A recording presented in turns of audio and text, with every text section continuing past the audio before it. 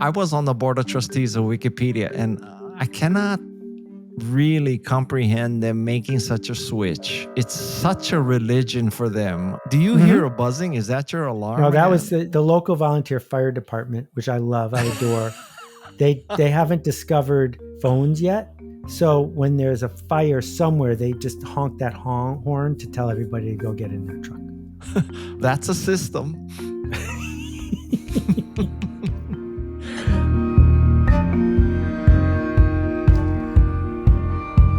Hello, I'm Guy Kawasaki. This is the Remarkable People podcast. And as you know, we're on a mission to make you remarkable. And who could be better to help you become remarkable than Seth Godin, Mr. Purple Cow? And he has a new book out called This is Strategy, Make Better Plans. And he has blessed my podcast with his presence. So Seth, welcome to Remarkable People. I can't believe it took me this long. What a treat. What a treat. As you know, the subtitle of Purple Cow is Transform Your Business by Being Remarkable. You can send your remarkable royalty checks to Box 305, Irvington, New York. They wouldn't be very big, but yes, I feel. We met in about 1983, and that's a long time ago, It's Seth. true. Like, where have the years gone? Seriously. But they've been good years, haven't they? One of my only regrets, because we live 3,000 miles apart, is we've never gone surfing or hockey playing together. But when you showed up in my office in 1983, it laid the groundwork that changed my life. And I think of you all the time. How did showing up in your office change your life? Because this was Spinnaker Software. We were a small software company. I was working with Arthur C. Clarke and Michael Crichton and inventing educational computer games for kids. I was 23 and a half years old, and everyone else had way more seniority and experience than me. And I was the only person in the office who had a Mac. I was a beta tester, and I had Ready, Set, Go 0.9 on the Mac. And I was viewed as this edge case, the wild card. And you showed up, and you were there to do a deal for chess or something.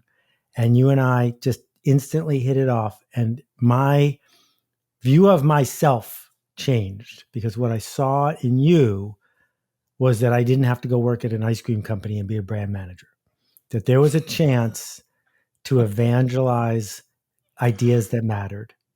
And I met Jay Levinson the same year. I met Tom Peters the same year. And the three of you, through modeling, we didn't spend a lot of time together, just knowing that you were there made a big difference in my life. Wow. I had no idea. Okay. I'm flattered. So as you look back, do you think you've accomplished more or less than you thought you would from that time when you were in Spinnaker Software? Oh, so much more. My goal for my life was to have a small independent business. Maybe at the end, I'd have enough money that I wouldn't need to worry about feeding my family, and that the world was very small. There were only 3 business magazines at the time. The chances that I would have a book published were close to zero. I was pedaling as fast as I could, but my expectation for my impact was small. So looking back, do you think that was a mistake, that you'd advise youth to have bigger goals, hairier goals, as Tom Peters would say, or, it just kind of works out? So expectations are tricky. I had very high standards for myself from a very early stage in my career. So I was aware of what really good work was, and I didn't want to settle. The thing that shifted was an expectation for how big the world was. And I think that people who are younger than us grew up expecting that the whole world was a couple clicks away. And so the horizon has to feel different now. But my timing, your timing, Moore's law, the growth of first the personal computer and then the growth of the internet, that's been the wind at our back. That has been the shift. Now, the shift is AI and climate. And it's too late for the two of us to change the world with either of those things. But clearly the door is open on both of those fronts. So looking back, to what do you attribute your success? I think This pitch that you should be authentic is baloney. No one wants you to be authentic. Just name anything you care about. If you go to a concert or if you need surgery, you don't want the surgeon to be authentic. If they're having a bad day, you don't want them to do a bad job. You want them to be consistent. And so I've been playing a role consistently for 40 something years. I'm not an introvert, but I'm shy. But when I'm playing Seth Godin, the professional, that's not the way I behave. And I have played the role of someone who, if he had an innovative new idea, would say it out loud. That causes me to have innovative new ideas. And so I think that just consistently having a strategy of seeing the systems at work and working to make things better, that's all I do over and over and over again. It seems to pay off.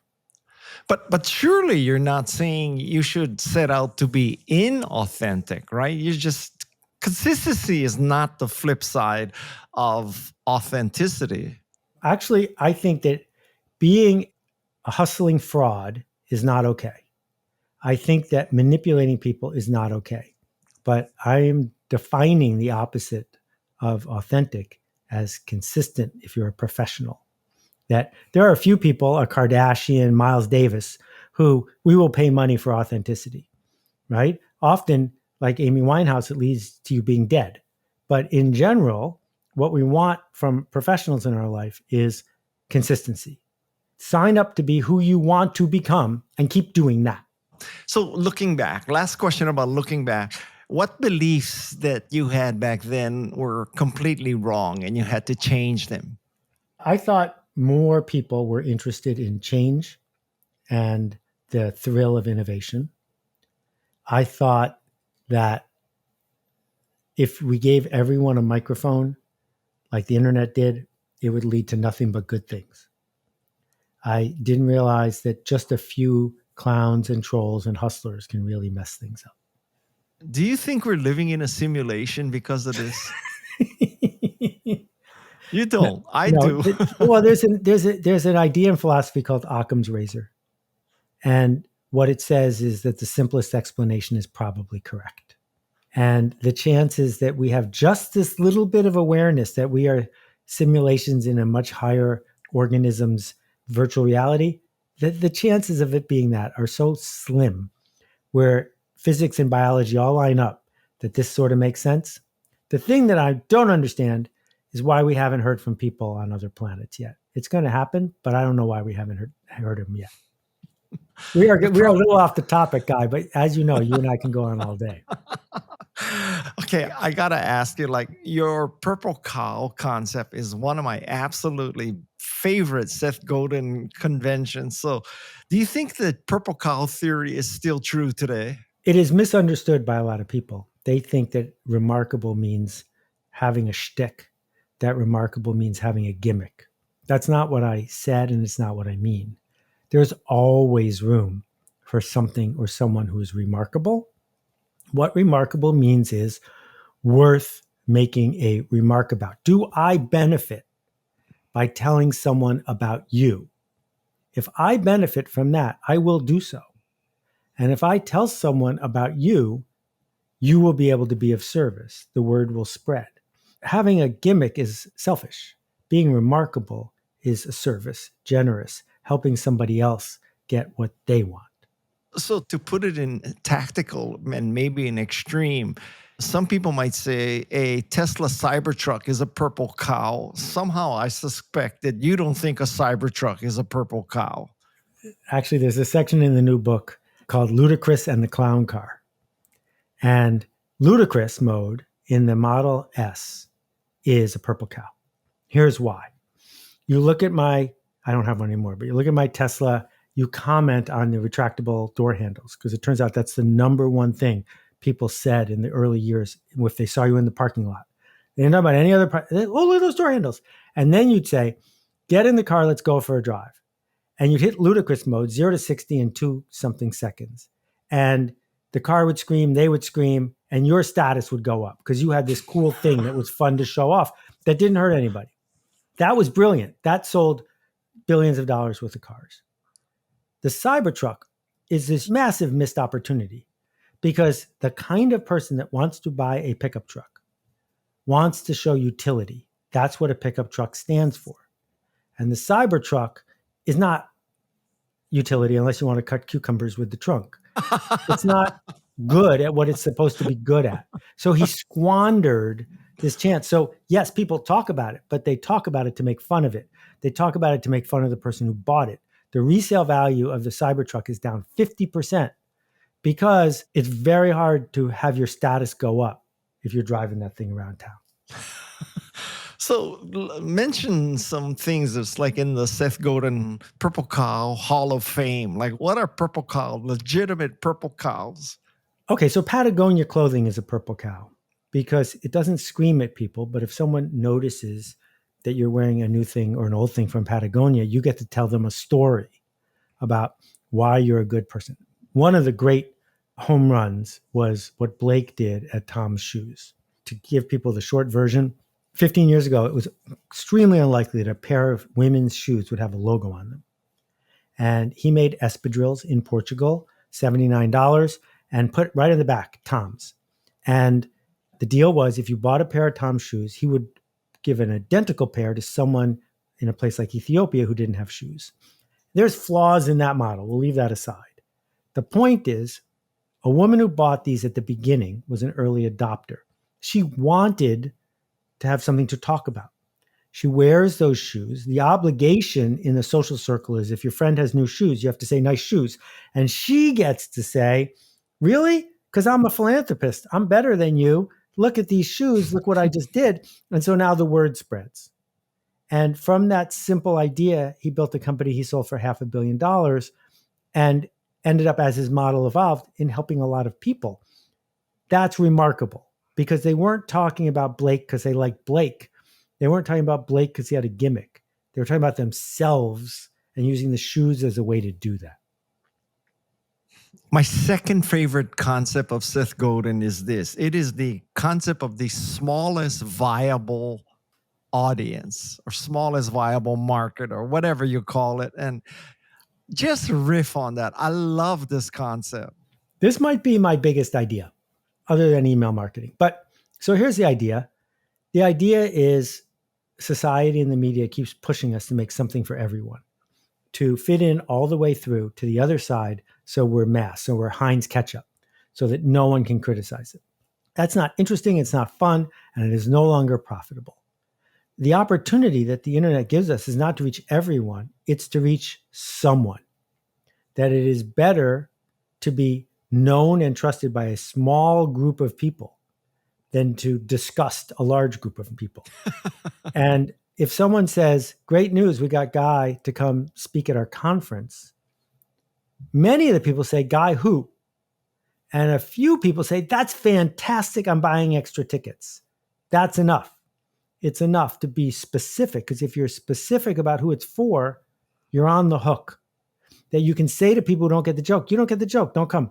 But if you want to be on the hook, then you better deliver for the audience you picked, because you got to pick them.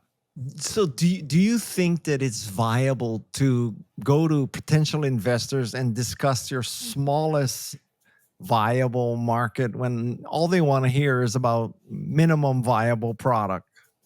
I think it's essential, and smart investors understand this. Smart investors know about Steve Blank and customer traction. That if we think about a company like Canva, how many years did it take for it to be an overnight success? That the traction at the beginning was the key to the whole thing. Show me the people who would miss your brand or product if it were gone. Show me the people who being part of that circle matters a lot to them. Right? So what I care about if I'm investing in TED is there's 3,000 people on the waiting list to pay $6,000 to come. That's enough. Because if I have that, then I can get the next circle and the next circle and the next circle. But first, we need the red hot center. But don't you think that many entrepreneurs have an absolute dismal understanding of this concept? They want to just be, everything to everybody. Yeah. Well, isn't that our job, Guy? You and me tell things to people like that when they're wrong. That's a hard job here. All right. So now let's talk about this book. First question is, do you have a strategy to develop strategies? Oh, yeah. Let's just, for viewers at home, what's a strategy? A strategy is not tactics. Strategy is four things woven together. It is systems, games, empathy, and time. And so the strategy for finding a strategy is first, do you see the invisible systems all around you? Moore's Law is a system. That Silicon Valley is a system. The college industrial complex is a system. The New York City book publishing world is a system. Unspoken rules, a culture, an economy, a market that all works together quietly churning along. If you show up and you want to change a system and you don't have a lot of help or leverage, you're not going to succeed. So first we look for existing systems. Then we think about time, which is big problems demand small solutions.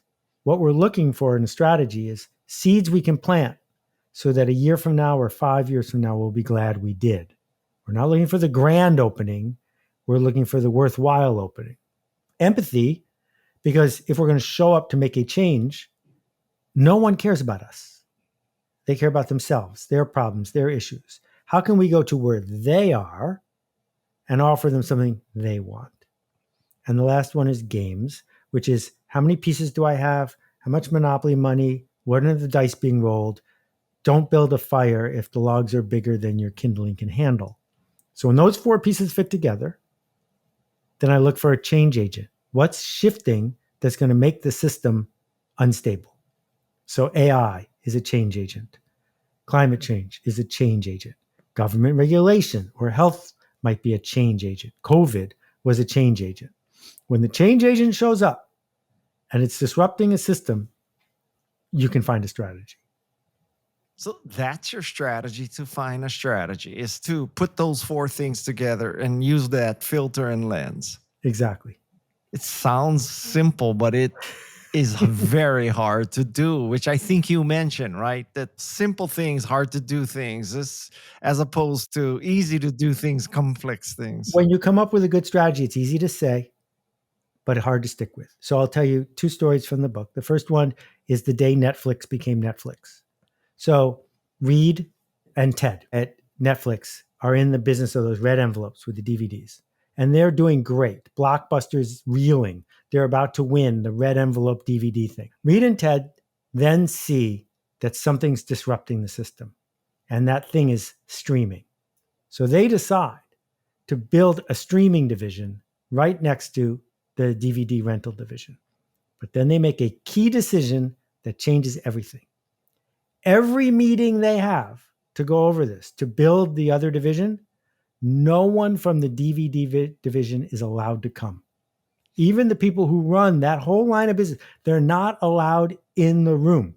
Really? Because they don't want to compromise the streaming business to make the DVD people happy. It was 100% of their revenue. They would have compromised. That decision enabled Netflix to do something really rare, which is to win twice. And then the section in the book right after that is the day Apple became Apple. Because Apple had some people who knew design, had some people who definitely knew software. But what they didn't have was scaffolding, something that would create an infrastructure, a network effect of developers who wanted the machine to succeed. And if that didn't happen, you'd have hardware, but not enough software. So they tapped this young guy in his 20s and they said, go build an ecosystem that will last for 40 years. And they gave him no money, just some plane tickets. And that is why you're in the book. I've never had my career explained so succinctly and accurately. That's exactly what it was.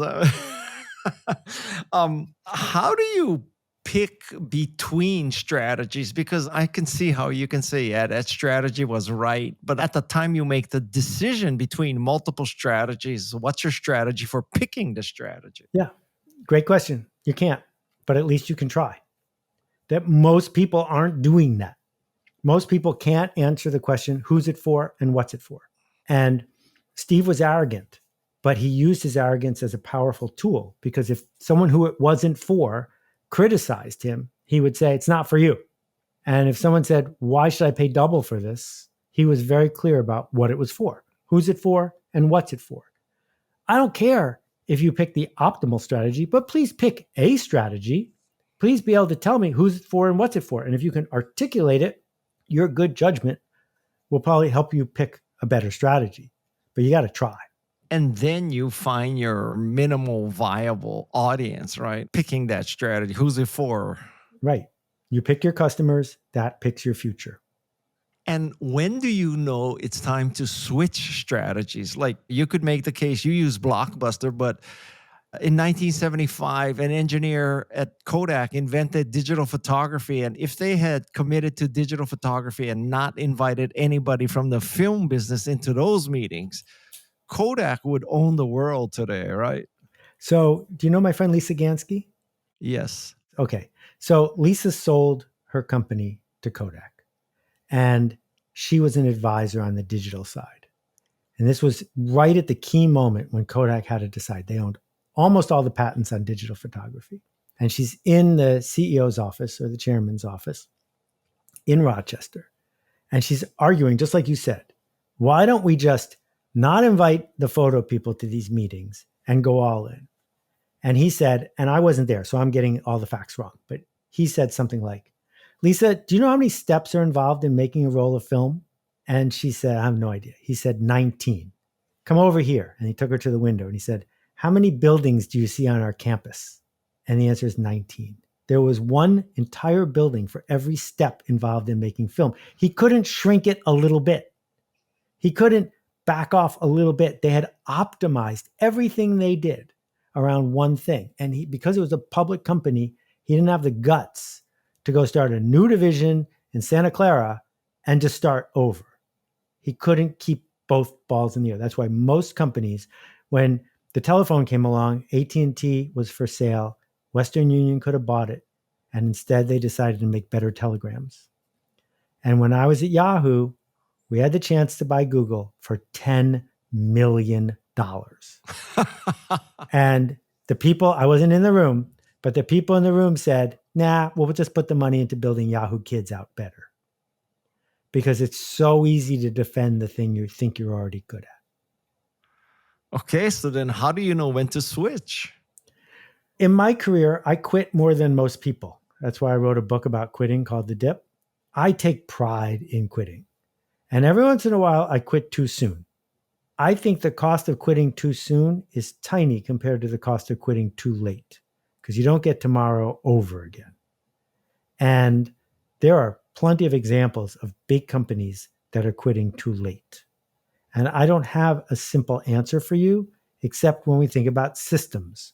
If you see that the current is changing and you're going to have to paddle upstream for a really long time, but there's a downstream path that's available to you, this might be a good day to build a skunk works, a good day to put yourself out of business with a new division that does the new thing. But I'm going to leave it to other people to figure out exactly how to do that. So with that framework, do you think that Google should have stuck with Google Plus longer? And today, with Twitter being X and now a Nazi platform, if Google Plus were still around, Threads would probably not be around and Google would own social media? Yeah, Google has made a boatload of mistakes in the last bunch of years because they forgot the core mission, the strategy of organizing the world's information. And instead decided, because there's 10,000 people in the building who make a lot of money when the stock price goes up $1, to day trade. I saw the same thing happen at Yahoo, right? So if you think about, just Google Reader could have been the heart of an ecosystem of blogs, which would have become the heart of the podcasting universe, which would have become the beating heart of all this new information. But they said, it's costing us $1 million a month. We're not going to do it, because they got so distracted by just how much money comes in from one part of their business, which is why I wrote this a couple of weeks ago. Google should have broken itself up. Google should not be fighting the antitrust people. They should eagerly break themselves up, because each one of the pillars would end up doing a better job of their core strategy. And so part of the reason they completely left the door open to Microsoft and others on AI is they wake up every day saying, how do we defend search? The same way book publishers wake up every day and say, how do we defend paper? The opportunity, for example, that public radio had to own a massive chunk of podcasting was huge. And they said, no, no, no, no, we need to defend the spectrum because that's our God-given right, is to be at 93.9 on your dial. I'm not tuning into 93.9 anymore. With that in mind, do you think Wikipedia is blowing it? Like, Wikipedia could be the center of knowledge in the universe, but they're stuck on this model of we have individual contributors who have to cite journalistically approved sources to write entries about each subject. And to me, these LLMs, they're like instant Wikipedia on any subject, anytime, any language. So do you think Wikipedia is the next Kodak? Okay, so Jimmy did something really brave. And the 5 million people who regularly support Wikipedia have a project. They don't have a mission as much as they have a project. The project is to continue building what they've been building the way they've been building it. It is not a corporation with someone making strategy decisions. It is a community that fuels and feeds itself on the craft of what they do. It's impossible for me to describe a future in 5 years where Wikipedia is as important as it was 5 years ago. That can't happen because to make this sort of change would require the people in the community to change why they're in the community. And that's not going to happen. And there are plenty of spiritual institutions where the same thing is true. And I don't think there's anything wrong with that. It's a fine way to spend your day. The interesting question to me is, who's going to build a different community that offers people similar status and affiliation where LLMs work with them to create some sort of special magic? And I don't see somebody doing that right now, but I'm hoping that it will happen. That building a community of people who show up in a certain way, that builds our culture. And it generally is magic when it happens. So you know what? If I'm interpreting you correct, I adore that idea. And I'll give you an example. So right now I'm using this Shure MV7 Plus mic. Mm-hmm. Some people have told me that my sound and my video are not quite synced up, that the sound is a little bit in front of the video or the video's in front of the sound, one of the two. So I need a way to add a few microseconds to put the two things in sync, right? So I go to Claude and I go to ChatGPT and I say, how do I adjust and put a delay in the audio to synchronize the audio and the video? And both places says you get the app, and in the app you look for something called delay and you enter the delay. And so the next question I ask both of these LLMs is, where is this delay feature in the app?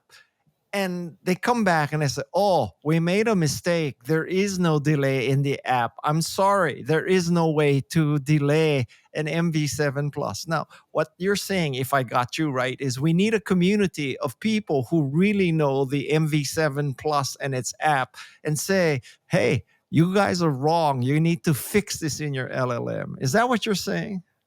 Okay, first, you can fix this as soon as we get off the call. Just download Ecamm and run Ecamm through your video. You'll be done. Okay, fair enough. I had the same problem. Number two, Reddit will walk you through it, right? Why is someone spending their time on Reddit answering Guy's questions? Because they're amazing when you find the right topic. You can put a picture up of 4 square inches of a car and say, this car just blew by me and this is the only picture I have. What car is it? And someone will tell you in like 7 minutes.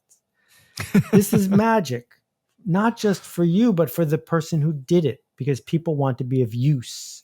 They want their status for being smart to go up. They want to be affiliated with the others. Okay.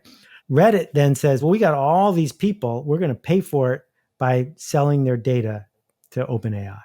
Okay, that's fine. But if I want to go further than that, I think about the fact that Wikipedia said everyone who looks up Paris, France is going to see exactly the same article about Paris, France. That's never going to happen again with OpenAI and Claude, because we're going to treat every single person differently based on who they are, where they were, where they're going. Maybe you're asking about Paris, France, and I know you're a high school student in Oklahoma writing a paper versus this person's, you get the idea. So what would a community be like if our reason for being was to create a resilient educational tool like the Diamond Age, Neil Stephenson's book? And how would I move up by doing a good job at that?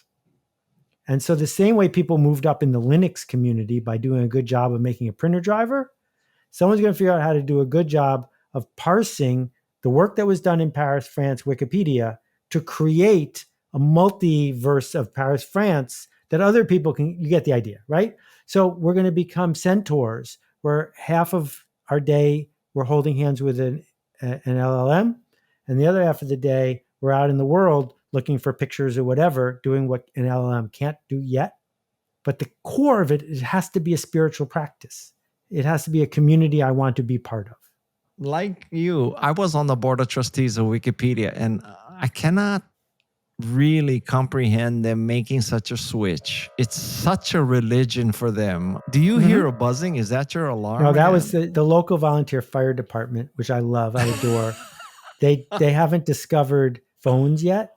So when there's a fire somewhere, they just honk that horn to tell everybody to go get in their truck. That's a system. So would you explain your decision to use the riff format in your book where you have 300 short stories, basically? What's the thinking there? So how did you learn about vegetables? When you were 3, I think it's unlikely your mom sat you down and said, these are carrots, these are peas, this is cauliflower, and went through all the vegetables. Right? What happened is you did a couple vegetables, then you went outside to play, and then you did this, and then there were a couple more of it. That's how we learn. And so what I discovered is if I needed to tell the story of systems, but not talk about games and not talk about empathy, I couldn't. I got stuck. So I started talking about systems until I need to tell you about games. And I talk about games, then I go back to, and that's how I learn. That's how I teach.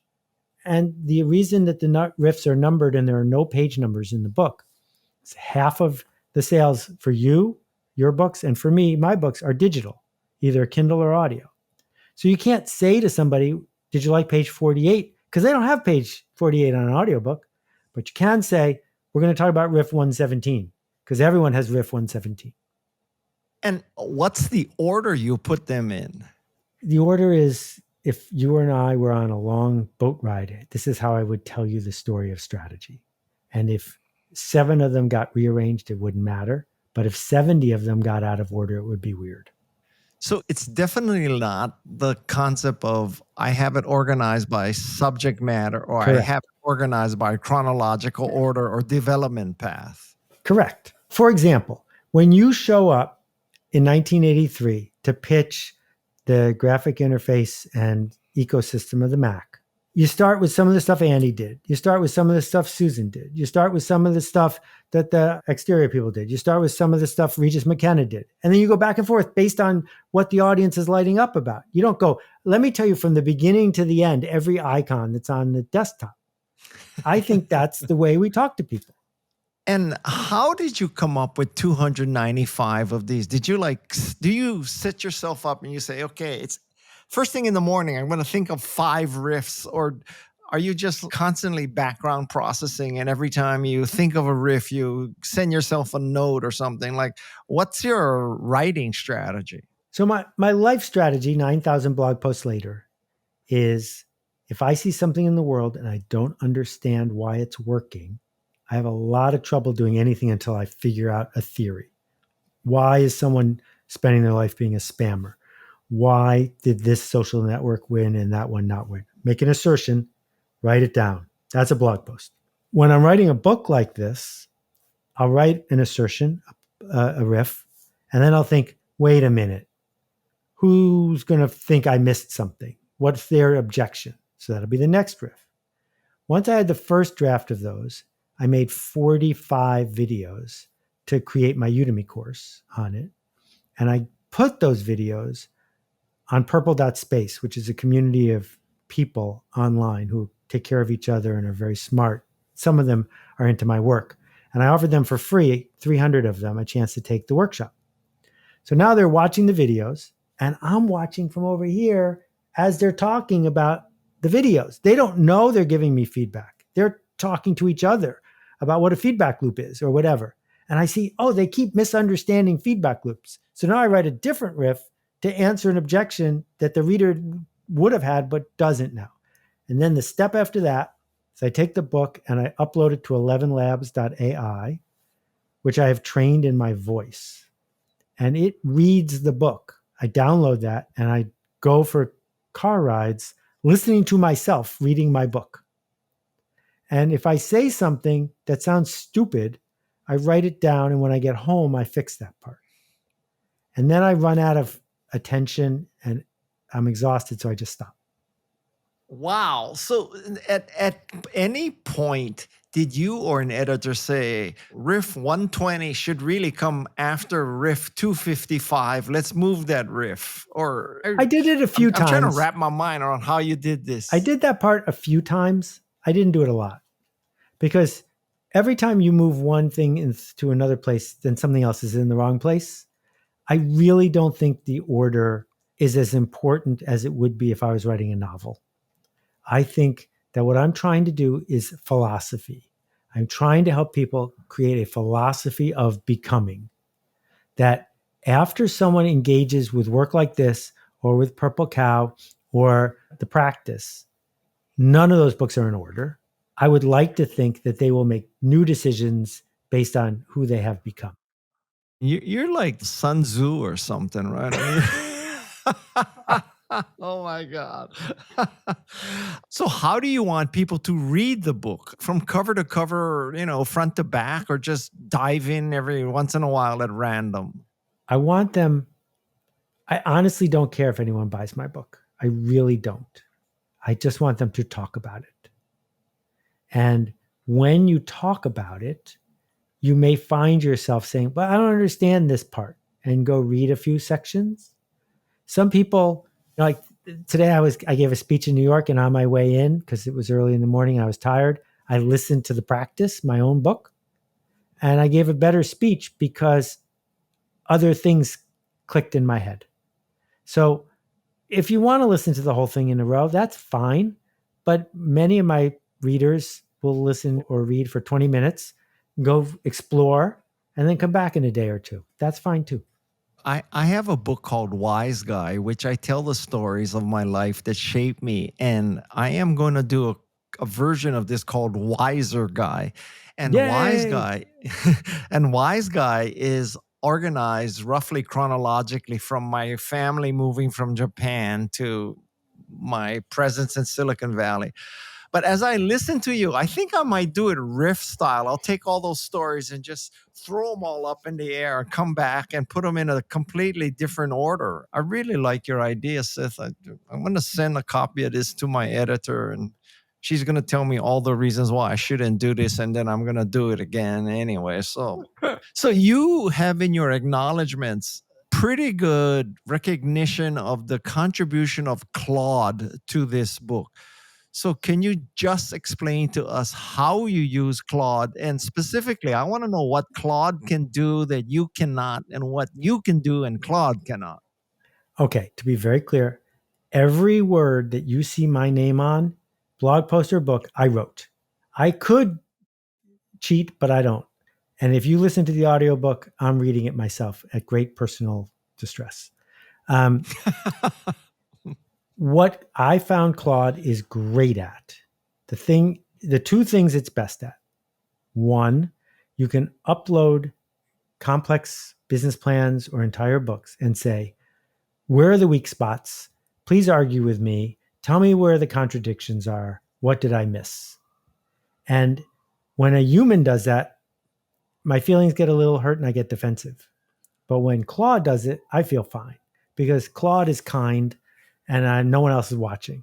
ChatGPT, on the other hand, is an arrogant jerk. I don't do that with ChatGPT. The second thing is, I will say to Claude, here are 5 bullet points. please tell me 4 bullet points I missed. And this is just extraordinary. Like I'll say, here are 5 system traps, 5 ways systems end up not serving the people in them. Can you name some more system traps? And it does. And it's so smart at that. So I take those. And Seth, I have to share your fascination with this because I use it in similar ways. And for the life of me, I know the technical explanation that it's just a mathematical model and it's like figuring out what syllable to put after this syllable and all that. But I don't understand how it comes up with such cogent and strategic and sentient answers. I really don't. I think there's no doubt in my mind it's smarter than me. And all these people are saying someday it's going to be as smart and have sentience. I think it's way past that already. Okay. So when I was at Stanford, we were allowed to take courses outside the business school. And I took a PhD level AI course with Doug Lynott in 1982. And I've been thinking about this for a very long time, and I majored in philosophy. Here is my theory. I think this is how our brains work too. When I make a sentence, I don't figure out the end of the sentence before I start. Do you? I'd never thought about it before. Right? I guess not. We start talking and the sentence just unfolds. So we assert, this is called the intentional stance from Dan Dennett. We assert that other people have consciousness and a noise in their head like we do, because evolutionarily, it's a good survival mechanism. If you see a dog bare its teeth and make a certain noise, you're saying to yourself, that dog is mad at me. No, the dog isn't mad at you. The dog's just wired and it's about to do a thing, but it doesn't have a voice in its head. But the easiest way to survive is to imagine it's conscious. Claude is so complicated, we have no choice but to do the same thing. And I think it's evolving its thinking the way we do. But I will tell you my favorite Claude story. Small amount of ego involved. I'm trying to understand something. And I say to Claude, please explain this concept to me the way a college student would. And it does an okay job. I say, okay, please explain this to me the way Seth Godin would. And it then puts my tone of voice into it. But it didn't do a great job. But it was enough for me to rewrite it. So I rewrote it and I said, I think Seth would prefer it like this. And I wrote it back. And Claude said, you're right. That's more like the way Seth would do it. And I said, thank you. I'll tell Seth. And I said, well, actually, I am Seth. And I'm not making this up. I should go and find the screenshot of it. It said, you're Seth? I got to tell you, I'm a huge fan of yours. I've read many of your books, and it like listed 4 of my books. And I particularly like this concept and that concept. This isn't it. I'm like, my ego was this. I was so excited that the AI knew who I was. Seth, no shit. I think that is the greatest AI story I have ever heard. Oh my God. It sure beats my story when people come up to me, Seth, and they say, I was lost. I didn't know what to do with my life. My career was a wreck. And then I read one of your books and it changed my life. And I say to them, which one of my 16 books changed your life? And they say, Rich Dad, Poor Dad. So that's my experience. That hurts. Okay, so can I have a lightning round session with you? Okay, bring it on. I got a couple of minutes. This is the best part of my day. Because you are like Mr. Strategy. And I just want to ask you to just give like simple little snippets of goodness about strategies about specific areas. Okay. I'll try. Entering college, what should my strategy be? Have empathy for the admissions officer and create a persona that matches the kind of person they want to let in. And also see the flaw in the system and apply to the cheapest school that can solve the problem you're trying to solve. Well, let's suppose I've determined which school to go. I'm about to like... You want tactics? Yeah. Okay. The tactic is, if you have any interest at all in physics or math, go to their website, find 5 of their professors, go find papers or books their professors have written. Go read the papers and books and send email to the professor asking an honest, insightful question about their work. Go back and forth for 6 weeks having a conversation about their work, and then say, I'm coming to campus. Can I visit you during office hours? And then when you go to office hours, say, I love the University of Delaware. It's been a thrill to engage with you about this. Do you think you can help me get in? And they have never, ever had this happen to them. They will send a recommendation to the admissions office and you will move ahead of all the football players. Okay. Okay. The strategy or tactics, if you are just graduating college and you're about to go out into the real world, you need to go start something. You can't hope to get picked out of the flotsam and jetsam pile that someone will give you a great gig the way I got. You got to start something. And it doesn't have to be for money. That's generous, that's brave, that earns you a reputation, that probably involves connecting other people. Do those things just every weekend for 6 weeks, 6 years, 6 months, whatever. The phone will ring. Because if you create enough goodness in the world, people will want more. How about if I just got laid off? I would forgive yourself first because you didn't get fired, you got laid off. And then I would think about the systems at work and the trends at work. And I would find an area that is growing fast where you could be a narrator, curator, connector, the way Esther Dyson did with the internet in the 80s. My friend Dan Shipper is doing this with AI right now. And the Every newsletter, it's called Every, has more and more people following it. And those people then report back to him and he gets endless content. Again, you're going to have to go do something to make a living. I'm not saying that this will pay the bills, but it will open a path for you. Because if you do it for just a little while, someone in your industry will see that you are in and of the industry and will need you, not a replacement for you, but you in the room. Okay. I'm just about to retire. What's my strategy for the rest of my life? So aren't we lucky that we are living in these weird, interesting times? And also, if you have a roof over your head and enough time to listen to a podcast, you're one of the richest people who ever lived, even if you're in debt, right? And we have defined for only 100 years what we do in retirement as what we were supposed to do for our whole life, but now we don't get to do it. I think that's a mistake. I think we have all these tools now, chances to create magic. And if you have the freedom to not need to get paid to do that, that's what you should do. Go create magic somewhere for someone, the smallest viable audience. Even if it's only teaching 4 kids how to read, that's enough. Go create magic for somebody. My last question for you, Seth, is what's my strategy now for social media? Walk away. Walk away. You don't Why? don't play a game you can't win. There isn't going to be another Kardashian. There isn't going to be another Guy Kawasaki. Don't try to be someone who won on one of those platforms. If you can have a project where the smallest viable audience is attainable and where social media will help you get there specifically, I'm in favor. But all the data I'm seeing is that trying to get undifferentiated large numbers of clicks and traffic and reading everything in social media just makes your brain a cesspool. I would walk away. Okay. Now I'm going to give you take as much time as you like and explain your book and promote your book and explain to people why they should read this book. I enjoyed it a lot. And I didn't even see the section about myself because I was reading it randomly, like you suggested. So we want the Seth Godin explanation of this book and why we should all go out and buy it right now. So it's at seth.blog/TIS, which stands for This Is Strategy. And you probably shouldn't go out and buy it right now. It might not be for you. If you've heard me and my friend Guy talk about this for an hour and you're not itching to do work that matters by understanding an elegant strategy, I am sorry that I have wasted your time. I hope we at least amused you.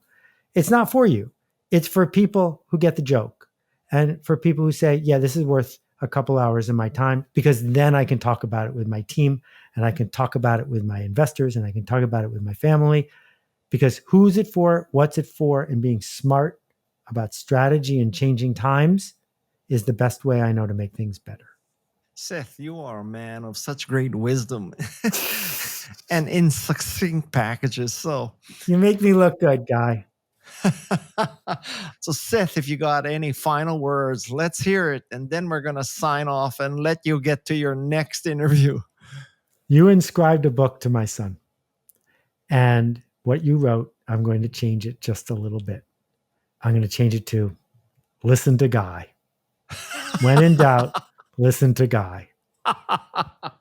Thank you, Seth. Thank you so much. A pleasure. This is the Remarkable People podcast, and I hope you've just enjoyed with Seth Godin, the purple cow of authors and the strategy maven. And I hope that this episode will help you be a more remarkable person.